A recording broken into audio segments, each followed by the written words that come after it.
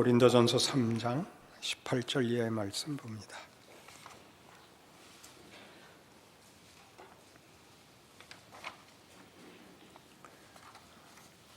아무도 자신을 속이지 말라. 너희 중에 누구든지 이 세상에서 지혜 있는 줄로 생각하거든 어리석은 자가 되라. 그리하여야 지혜로운 자가 되리라. 이 세상 지혜는 하나님께 어리석은 것이니 기록된 바 하나님은 지혜 있는 자들로 하여금 자기 꾀에 빠지게 하시니라 하였고 또 주께서 지혜 있는 자들의 생각을 헛것으로 아신다 하셨느니라. 그런즉 누구든지 사람을 자랑하지 말라. 만물이 다 너희 것임이라. 바울이나 아볼로나 게바나 세계나 생명이나 사망이나 지금 것이나 장래 것이나 다 너희의 것이요 너희는 그리스도의 것이요 그리스도는 하나님의 것이니라. 두 가지 중요한 내용을 다루겠는데요. 하나는 지혜이고 다음은 사람을 자랑하지 말라는 것입니다.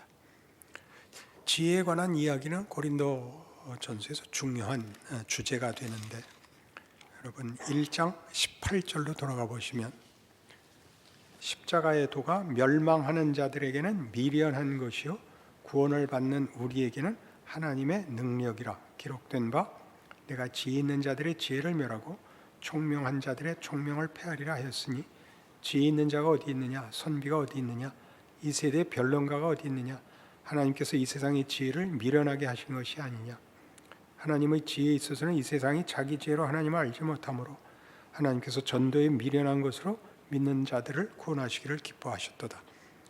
이 증언의 아주 중요한 핵심은 이것입니다.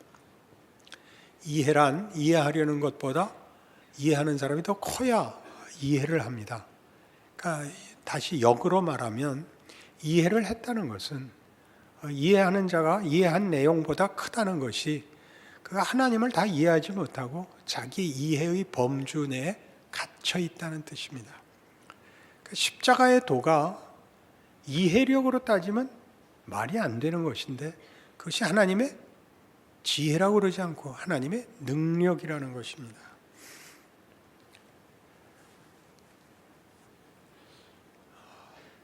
애를 낳는 것은 산부인과 의사가 아닙니다. 엄마가 낳고 의사가 돕지요. 그 관계를 분명히 하셔야 됩니다. 지혜가 생명을 만드는 것이 아니라 능력이 만듭니다. 그러니 우리가 어떤 이해의 경지에 가는 것은 중요한 것이지만 자기에게 일어난 일, 성경의 약속들에 대하여 이해를 가지는 건 중요한 것이지만 그 이해가 진리와 생명을 만드는 것이 아니라 하나님이 만들어 놓은 것을 이해하는, 알게 되는 경지에 간 것에 불과합니다. 그 내용, 이해할 내용, 항복할 내용을 만드시고 주신 분은 하나님이십니다. 이것이 사람을 자랑하지 말라와 어떻게 연결되느냐 하면 우리 신앙 현실 속에서 우리는 각각 이해로 출발하는 것이 아니라 하나님을 만나는 것으로 출발합니다. 그리고 앞선 사람을 뒤쫓아가는 것으로 이 신앙을 방향을 잡고 그 길을 가고 도움을 받고 그리하여 하나님께서 우리를 목적하시는 데를 도달하게 됩니다. 우리 시대에는 제 전 세대와 제 세대에는 한국 보수주의 진영의 박윤선 목사님이 바로 그러한 분이었습니다. 박윤선 목사님은 당시 사회의 요구 때문에 윤리적인 모범을 먼저 책임으로 지셔야 됐습니다. 그래서 많은 일화가 있습니다. 그분의 희생, 헌신에 관한 많은 그 일화가 있는데 예를 들면 설교 원고를 펴들고 길을 가다가 전봇대를 받아서 아이고 죄송합니다. 그리고 지나간 얘기, 이 설교하다 강대상을 탕 쳐서 강대상이 둘러 금이 간 얘기,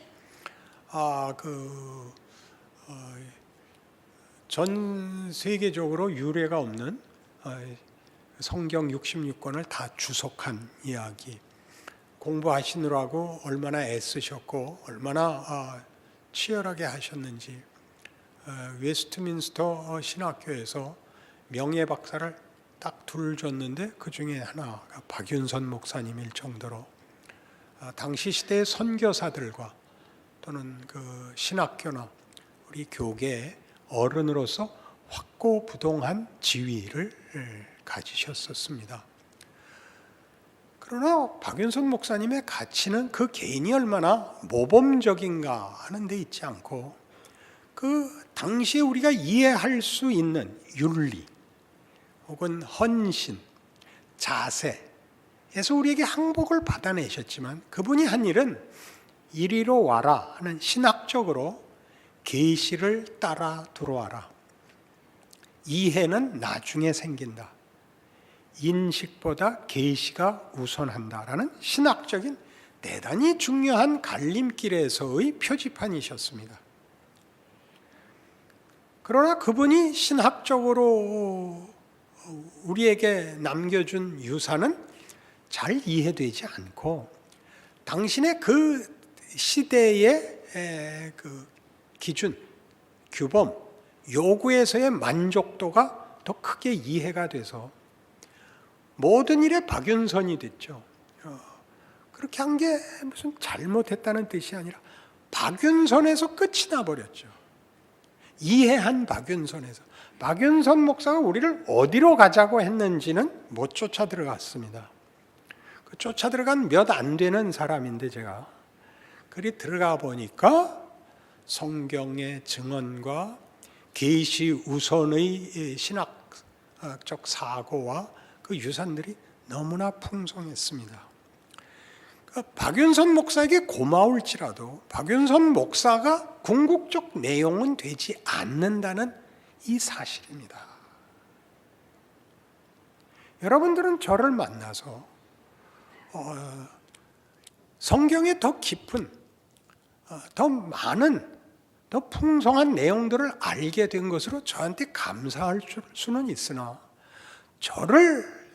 여러분을 대신하는 상징이나 대표로 만들어서 저한테 묶이실 수는 없습니다. 그렇지 않습니까? 박윤선 목사님은 당신을 칭찬하는 것을 질색으로 여기셨습니다. 그걸 그때는 겸손으로 이해했습니다. 겸손이 아니고 박윤선 목사는 알고 계신 거죠. 자기는 안내인이라는 것을. 우리를 하나님께로, 말씀으로 하나님이 박윤선 목사님과 함께 일하고 계신다는 걸 알아서 나에게서 머물지 말고 내 안내를 받아 이 풍성한 데로 들어가라고 평생을 외치신 분입니다. 그것은 우리에게는 첫 번째 것이 아니고 두 번째나 세 번째 것이 되어서 박윤선 목사님의 훌륭함을 나열하고 그분 무슨 일이 있을 때마다 나는 박윤선 목사님을 존경해 라는 말로 책임을 회피하는 데 쓰였습니다. 그러니 나는 아볼로에게 속했다, 나는 게바에게 속했다, 나는 바울에게 속했다라는 말은 그 말 자체로 도움을 받았다는 것으로 쓸 수 있지만 배타적으로 나는 바울의 편들었기 때문에 게바파하고는 다르다라고 쓰는 것은 얼마나 한심한 일이냐. 이게 오늘 본문의 중요한 내용입니다. 그렇죠? 누구에게 도움을 받았느냐 아니라 그 도움을 받아서 어디 왔냐고 물어야 되는 것입니다. 난 누구 편에 섰으니까 나와 같은 사람에게 서지 않은 사람은 적이다. 배타적 지위를 확인하는 것으로 쓰는 것은 못난 것이다. 그건 기독교 신앙이 아니다. 그건 예수를 모르는 것이다. 그렇게 얘기하는 장면입니다. 이해하시겠습니까? 네도 나오고 요새는 여러분은 여러 사람의 도움을 받습니다. 우리가 신앙생활을 해서 여기까지 온 다음에 생각하면 저로서는 제일 고마운 사람들이 무식하게 예수 믿은 사람이었습니다. 따지고 보면 지금 와서 보면 성수주일, 11조, 그다음에 술, 담배 안 한다. 이게 갑자기 그때 썼던 한문 표현은 생각이 안 나고 그런 것에 묶여 있음으로 인해서 저를 이 자리에 묶어놨습니다. 이 복된 신앙의 자리에 저를 묶어 놓았습니다. 못 도망가게 했죠. 그때는 이해하지 못했습니다. 답답하기만 했습니다. 그러나 그 묶인 자리에 하나님이 은혜를 부으셨습니다. 내가 거기 있지 않았으면 이 은혜의 단비를 받지 못했을 것입니다. 그분들이 완고하게 경직되게 갖고 있었던 게 무엇이 잘한 것이겠습니까마는 얼마나 귀합니까? 이게 분리가 되고 충분히 감사하게 되는 것입니다. 지금 우리는 그분들의 덕을 봐서 그분들이 있어서 한 걸음 더 나은 것이죠. 신앙의 이해가 더 융통성을 가지는데, 융통성을 가진다는 건 더 적절성을 가지며, 그러니까 더 많이 우리의 삶의 모든 정황에 적용이 되는 이해까지 오게 됐다는 뜻입니다. 그때는 성수주의, 술, 담배 안 하는 것에 묶여있던 단순하고 분명한 것에 불과했던 것에서 더 많이 쉽게 인격, 정황에 대해서 신앙인으로서의 책임들을 여러분은 저를 만나서 도움을 받았을 것입니다. 박영선 파 그러진 않겠죠. 도움을 받으셨죠. 그래서 나아가셔야죠. 우리는 많은 사람에게 도움을 받아서, 예를 들면 제가 처음 은혜를 받았을 때는 이렇게 단순한 분에게 은혜를 받았습니다. 그 다음에 도전하는 분에게 은혜를 받았습니다. 기독교 신앙을 비난하는 사람들에게서 계기를 가지게 되었습니다. 더 열심과 책임을 느끼게 되었습니다. 그분들이 누구는 좋고 누구는 나쁘다라고 얘기하는 건 도무지 소용이 없고, 나에게는 그 모든 것이 어떻게 유익이 되었는가 라는 결과만이 중요합니다. 여러분의 신앙에서 누구의 도움을 받았고 누구를 좋아하고 누구에게 감사하느냐를 전부 묶어서 무슨 신앙적 유익이 결과되었는가라고 여러분 자신에게 물으셔야 됩니다. 성경이 얘기하는 유익들, 성령의 열매, 그리스도를 닮는 것, 십자가의 비밀, 십자가를 지고 죽음의 자리에 갈 수 있는 신앙의 순종, 이런 유익들이 있어야 됩니다. 실천이라고 얘기하는 바람에 윤리와 의지의 싸움이 됐습니다. 잘한다 못한다가 되고 말았습니다. 아니요, 더 각 개인에게 적용을 하십시오. 여러분의 삶을 신앙으로 어디까지 확장하고 있는가? 어디까지 적용할 수 있는가? 어디까지 이해가 왔는가? 거기 얼마나 많은 사람과 많은 경우들을 동원하여 하나님이 여러분에게 유익을 주셨는가를 이해하셔야 됩니다. 그럼 원망이 없고 누구를 적대시하고 분노할 필요가 없습니다. 그 모든 일로 유익이 됐으니까요. 이 유익이 됐다는 말이 앞에서 우리 인용한 고린도전서 1장 18절 이하에 있는 말씀처럼 십자가의 도가 멸망받는 자들에게는 미련한 것입니다. 이해가 되지 않는데 하나님의 능력입니다. 지혜라고 할 필요가 없습니다. 능력입니다. 그건 하나님의 창조의 힘입니다. 죽음을 뒤집으시는 실제적인 힘입니다. 그게 은혜지요. 우리가 할 수 없는 것을 하나님이 하신다는 사실입니다. 그것을 서로 증언하는 데가 교회입니다. 모두가 한꺼번에 은혜를 받지 않습니다. 모두가 늘 의견을 통일하지 않습니다. 각각의 몫이 있습니다. 은혜를 받고 증언을 하고 모범을 보이는 사람이 있는 반면에 반발하고 비난하고 마음에 들지 않아서 도전하는 사람들이 있습니다. 방황하는 사람들이 있습니다. 그 다 일을 합니다. 일을. 그게 유익이 있습니다. 그걸 믿는 것이 기독교 신앙이고 교회입니다. 고린도 교회 그 얘기하는 것입니다.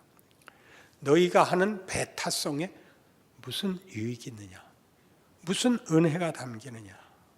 잘하고 잘못하고 무슨 기준을 가지겠는가?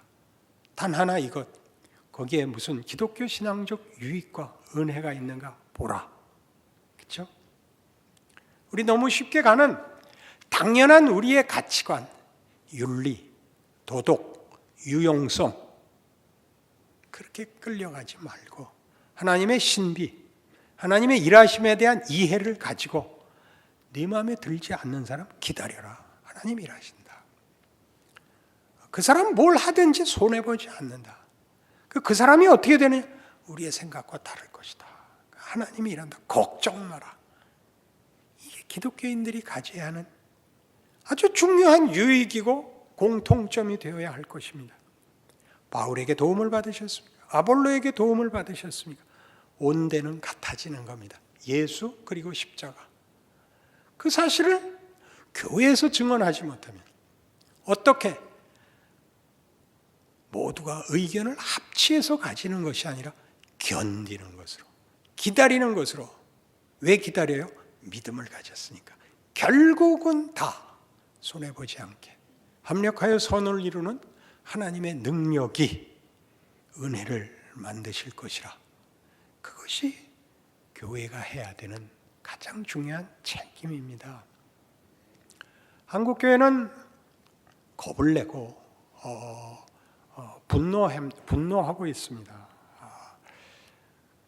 쉬운 보상, 쉬운 이해에 너무 오래 잡혀 있었지 않았나 싶고, 또 그런 시대를 겪음으로 인해서 기독교 신앙이 너무 쉬워진 것 같습니다. 그렇지 않습니다. 이게 쉽지 않습니다. 그 서부극 보듯이 주인공이 악당 총 쏴서 죽이고 끝나는 간단한 것으로는 그게 내용이 담길 스토리가, 드라마가 너무 적습니다. 이제 좀 더 깊어졌죠. 따지고 기다리고 반전이 있고 논리가 있고 그리고 현실이 있고 하는, 예전에 비하면 더 깊고 더 많은 그 문맥 속에서, 정황 속에서 하나님이 일하셔서 예전에는 없었던 내용이 나옵니다. 흑백에서 천연색이 된 것 같습니다. 교회도 따라서 그런 깊이와 충만함과 찬란함을 가져야 되고, 무엇보다 깊어져야 됩니다. 이 정체성, 이 이해, 하나님의 은혜와 하나님의 능력에 관한 기대가 우리의 모든 정황을 견디고 이기고 극복하고 감수하는 것으로 말이죠. 그것이 바울이 고린도 교회에 요구하는 것입니다. 다시 본문으로 돌아와 보시면 이렇게 얼마나 놀랍게 얘기하는가 보십시오. 21절. 그런즉 누구든지 사람을 자랑하지 말라. 만물이 다 너희 것임이라. 바울이나 아볼로나 게바나 세계나 생명이나 사망이나 지금 것이나 장래 것이나 다 너희 것이요 너희는 그리스도의 것이요 그리스도는 하나님의 것이니라. 사람, 세상, 보이는 것 아래 종속되지 마십시오. 그 위에 서십시오. 하나님께서 우리로 생육하고 번성하고 만물을 다스리라고 하셨습니다. 하나님의 통치에 청지기가 되는 것입니다. 하나님의 창조와 섭리와 경륜과 그리고 부활의 승리와 그 능력과 영광을 함께 하는 것입니다. 그걸 만들어내시는 하나님의 손길이 되고 인생이 되는 것입니다. 그러한 이해로 여러분의 인생을 이해하고, 그리고 무엇보다 순종하셔야 됩니다. 다 이해하지 못해도 됩니다. 무슨 유익이 있는가? 무슨 은혜가 있는가? 무엇을 바라고 있는가? 문제의 해결이 중요한 것이 아니라 하나님이 각종 경우와 정황과 억울함과 말이 안 되는 상황 속에 하나님이 은혜를 담으실 능력의 하나님이시다를 믿는 인내가 있는가? 기다림이 있는가? 그렇게 묻는 것입니다. 그것이 우리 시대의 책임이며 우리 교회의 책임이면 우리에게 명예가 될 것입니다. 그런 삶으로, 그런 교회로 두고 한국 교회 앞에 혹은 시대 앞에 혹은 우리 자손들 앞에 우리가 뭘 믿었는지, 누구를 믿었는지 증언하는 우리 교회요, 우리 모든 성도들의 신앙 현실과 믿음의 구체적 삶이 되기를 바랍니다. 기도하십시다. 하나님 아버지 은혜를 감사합니다. 우리의 삶이 하나님 손에 있음을 인하여 감사합니다. 우리의 이해와 능력과 우리의 결정보다 큰 은혜가 있고 능력이 있고 하나님의 의지가 있습니다. 순종하는 것이 지혜로운 것보다 당연히 우선합니다. 그 삶을 살아내는 멋진 우리의 신앙 세계가 되게 하옵소서. 그런 명예와 순종의 자랑을 누리는 우리의 생애가 되게 하옵소서. 예수님 이름으로 기도합니다. 아멘.